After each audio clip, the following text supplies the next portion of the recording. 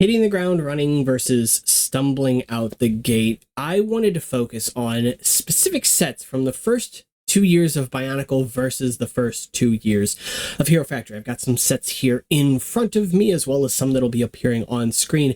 But the reason I wanted to do this is because while I think, and while I have alluded to in the past, while many people have mentioned in the comments how Bionicle Generation 1 was kind of lightning in a bottle, especially on its start, Hero Factory had a bit of a rocky start. Not in its first wave. I think ultimately its first wave was pretty okay, all things considered. Yes, it did definitely take some cuts, make some sacrifices, but it's the second wave that I kind of have an issue with, and I'm actually in the majority with this opinion. There are not a ton of people who enjoy Ordeal of Fire specifically, so that's what this video is about. If you enjoyed this content, be sure you subscribe. Helps out the channel tremendously. Let's go ahead and get right on into it. Now, 2010, as we've mentioned, introduces us to Hero Factory's very first wave, but ultimately, at least from a fundamental level of parts on the table, it's a wave of Bionicle. Many of the pieces are very familiar to Bionicle fans because ultimately they're kind of Bionicle pieces. Yes, they're under a new brand, but a brand by any other name would still smell sweet? I don't know. Still, at the end of the day, 2010 Hero Factory, Jesus Christ, is ultimately trying to set up this new line for us. But I think 2011 was really where LEGO wanted to sort of have their stride and ultimately help to bring people into this new theme, because 2011 is a new building platform for this theme. Introducing this in 2010 and saying, oh, it's from the makers of Bionicle. I have to say, if I, in 2010, had seen this character on shelves amongst a line of other characters that looked near identical to this under a brand new brand name and said, yeah, from the makers of Bionicle, I probably would not have bought it because I don't care about this very much. It's not to say that it's a bad figure. Actually, on its own, in a vacuum, it's a fine figure. It's got good posability, and while I compare it to some sets from maybe early Bionicle, the Vaki sets are some of the, what I would consider, worst sets from Bionicle, but that doesn't make them bad. Again, in a vacuum, and I've made a video on this, they're fine sets. They've got a great function on them, a neat little transformation feature. The idea is there, and ultimately they look quite nice on a shelf, either alone as a single set or even as a group of all six. But this right here, by itself, while looking fine, starts to sort of diminish as you get the other characters. And the reason I say this is because they're all very samey for this first wave here in 2011, Ordeal of Fire specifically. And ultimately, if I had waited just a little bit longer in 2011, if I really was a big Next fan, wanted this character, I could have gotten this set instead from the Savage Planet line that would continue to kick off through 2012. And I think this is a much better buy than this. It's not to say that this is bad. I actually really like this color scheme. The white and orange, especially for this character specifically, especially for his characterization. The sort of mata green or standard green color, nice to see it return, even if it was a little too late for Bionicle. And here we traded off for silver and lime green. While the silver looks great and is a very nice visual cue that this is an upgraded version of the previous character, the lime green doesn't look nearly as good. It doesn't stand out quite as well from the orange, and ultimately I think trading those off for those standard green pieces would be better ultimately, especially when you've got this trans dark green shell on the side for those pieces to pair with. I think that these are interesting sets at the very least, and definitely Savage Planet does a bit of a better job, but we're not focused on Savage Planet. We are focused on this first wave of characters. Looking at them from all around, you can see, yeah, it does have that hollow back syndrome that would come to plague Hero Factory, but for its first year, I'm not going to fault it too much because LEGO invested quite heavily in the making of all of these new molds. There are a lot of them, but probably not as many as you will think, and this is going to be its own separate video.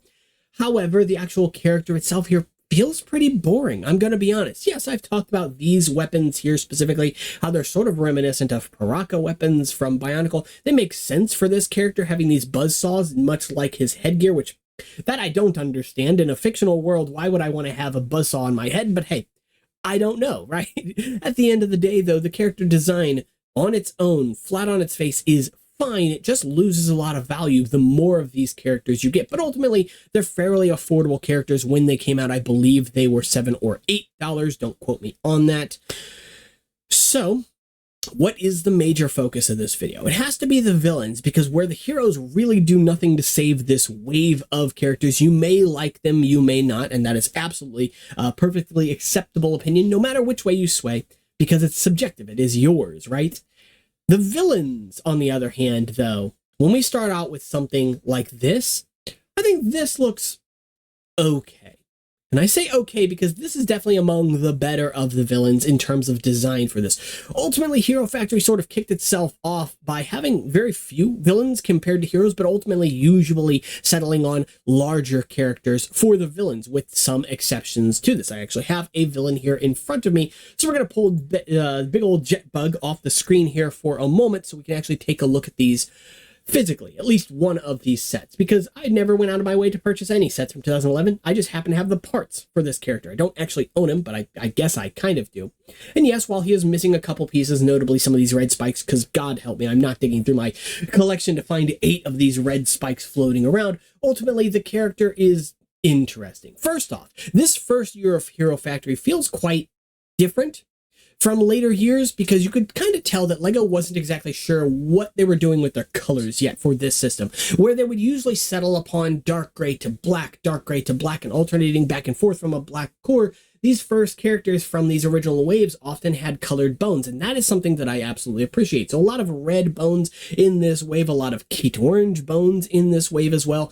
And ultimately, one of the things that helps to tie the villains together is their shared color scheme. This is really the first time we saw something like this, where we see black, we see gunmetal, silver, red, Keat orange appearing over the course of several different sets, tying them together. It is called Ordeal of Fire, so that makes sense. These are fire-themed characters at the very least, but ultimately, they don't come out looking super great. This is one of the better ones, and it's still not a great-looking set in my opinion. It's quite messy with its color layering, with where certain things go. There are some choices on it that I'm like, okay, I can appreciate something here.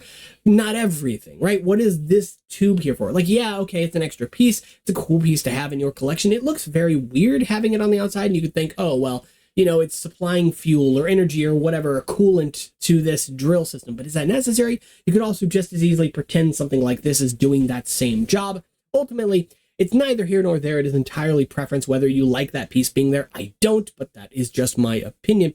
Something else we see happen quite a lot in this wave of characters is this thing right here. At least 2 of the characters have something very similar to this, possibly more. Don't quote me on that either. But what is it for? Like, I get it. Yeah, it's to help lift the weight of this arm, but doing some testing, which is kind of hard to actually pop this specific joint off of this arm, the arm is still, for the most part, able to help it hold itself up just fine. And these pieces are reasonably heavy. These pieces are also 10 years old, so these joints have kind of worn a little bit. They are prone to cracking. I don't care what anybody says about CCBS joints being the strongest. They're absolutely not. But with all of that said, adding the extra limb on here is just kind of clunky, at least to me. If I can even get it on there, it does offer something of visual interest on the back, even though they don't cover any of the ball joints of armor on that limb specifically, but it does ultimately end up limiting the articulation of this arm. It's actually not terrible on this arm specifically, but some characters definitely suffer more than others, and so again, whether you like it or hate it, that is up to you, but it is worth acknowledging in video form. We also have a second appendage on the other side, but this time it's not trying to hold up the other arm's imaginary weight. It is actually attached to a launcher. And this is something I can get behind because this is a little more tail-like than appendage-like, than arm-like specifically. And being its own thing, doing its own thing, adding in a projectile weapon here is nice. I do appreciate it, especially because with these characters, you got unique, and I'm going to use air quotes when I say that, Zamor sphere recolors for some of them. This is actually not one of them. This is from Bionicle. It just happens to be marbled from one of the, I don't know, Inika sets. These ones are a little more opaque, usually with these characters, but ultimately, to each their own, right? At the end of the day, there's definitely some interesting stuff going on with these characters, and ultimately, there are some really good pieces involved with several of the characters from this wave. A lot of different colors of parts, like the orange feet from the next character. You've got the character I just showcased, which has some really good shell pieces in new colors. You've got this character on screen here, Jetbug, with Keat orange pieces involved with the build, including some shells, including some bone pieces, which is quite fantastic, as well as the armor on the sides, and even trans orange armor, which is exclusive to this set specifically. You move on from this character, though, and you lean into something like Nitroblast, which, again, you may like aesthetically. The pictures absolutely do a much better job of making these characters look much better. But when you actually have them in hand, I don't know, man, they're not my favorite. They definitely have some issues, in my opinion.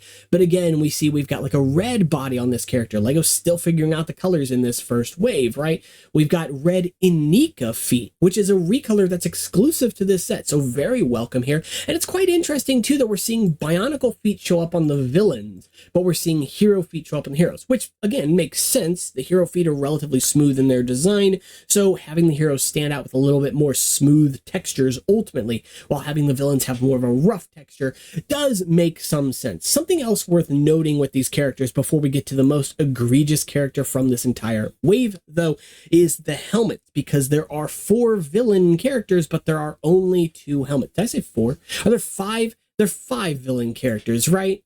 No, I guess there's 4. Anyway, whatever, I'm looking through while I'm also doing this. But the helmets, there are only 2 of for the villains because they are double-sided helmets. I'm just going to say this one looks terrible. I do not like it. I don't at all. This side looks better. It is a bit big for my taste, but that's just me. And ultimately, the way that the neck is built on this character leaves a lot to be desired because it does limit the articulation of it a little bit. It leaves the head sticking out kind of awkwardly. But there are things I can praise about this figure too, like the inclusion of black Borak teeth, a recolor here as well, and possibly even exclusive to this set, but don't quote me on that. Still, I think it is exclusive at least to Hero Factory. Moving on, though, as I mentioned, that most egregious set, the very first Titan from this new CCBS portion of Hero Factory, and it's this guy right here, Fir Lord, and I'm just going to say right now, he looks bad. It's not great. If you want to check out this build specifically, I'd highly recommend an old video from the Jangbricks channel because they go over all of these characters in depth. And you'll get to see this character and some really poor design choices made on the characters specifically in terms of weird shoulder articulation and the way the shoulders are built, which highly limits how far they're able to move. Weird color choices in the character. It has some orange bones in it, but orange is not a color that appears elsewhere on the set at all. So why that's included, I don't know. It's a very, very strange character. And ultimately, it just ends up looking really bad. This picture doesn't do it justice because this picture actually looks pretty decent. And then you get the set in hand and you're like, what the hell is going on with this? It's so weird. It's so clunky. And in a way, I kind of admire that, at least in hindsight, because I at least understand that, like, LEGO's still kind of figuring out this system. On paper, the system works for them, but right here, they're really struggling to make anything bigger than a canister-sized character. Ultimately, they would do a much better job in the Savage Planet line because you would get Witch Doctor from that, which is a much better build than something like this, a much larger build than something like this as well. You also got Rocket XL, which is kind of similar to this, but not exactly the same. Fixes some problems, still carries over some problems from this, so LEGO definitely did not learn their lesson from this. But at the very least, something like Witch Doctor definitely makes things a bit better. Before we end the video, I did want to go ahead and say one of the nice things about CCBS was the introduction of the shell pieces, because if you were somebody that likes to just throw together quick character concepts, then shells are a great way to do that because they're very easy, very quick to build and disassemble. And throwing together a character to get a rough idea of how you want it to look is a pretty good way to do that. That said, though, there are still some limitations, notably colors, right? Not every shell size is available in every single color. Not every piece is available in every single color. Not every piece is cross-compatible with themselves. But if you are somebody who has wanted to go out of your way to get recolors of shells like this one in magenta, this one in dark turquoise, which does not show up well here on camera, but that's the same color as the Kongu McDonald's Matoran set or the Terrakava set from 2001, dark blue, Metro blue, which is always lovely to have, trans dark pink, trans clear even, really fantastic stuff. These pieces were all supplied, not free. I bought these pieces, so not sponsor anything, but from friend of the channel, Zion Tyros, who is someone that goes out of their way, takes a lot of their own deep dives to find knockoffs for the community, that Resin Cast, that does a bunch of stuff for the community. And yeah, these are actually some pieces that you can buy over on their store. So I will leave them linked down in the description below. And when I say you can buy them, I mean they're basically giving them away. Some of these pieces are like 25 cents. And I'm not going to complain about third-hand sellers, independent sellers, selling pieces like this for 25 cents or something like that, when they could easily say, oh, $1 or $2, you know, whatever. Some Lego shell pieces go for that. So, like, I'll take it, man. All right. So that's it for this one. Hopefully you enjoyed the video. If you did, be sure to subscribe again. It really helps the channel out tremendously. Let me know your thoughts on Ordeal of Fire specifically. Do you like the wave? Do you hate the wave? Are you mixed on it? Are there aspects you like or aspects you dislike? Is it a fun wave to mock for? I do think it is a mock-friendly wave, that is for sure. And ultimately, let me know your thoughts on Hero Factory's introduction as a whole. You can let me know those down in the comments below, but if you want to check out the Discord, Patreon, all that stuff, that's down in the description too, and that is much appreciated. We'll see you all in the next one. Take care.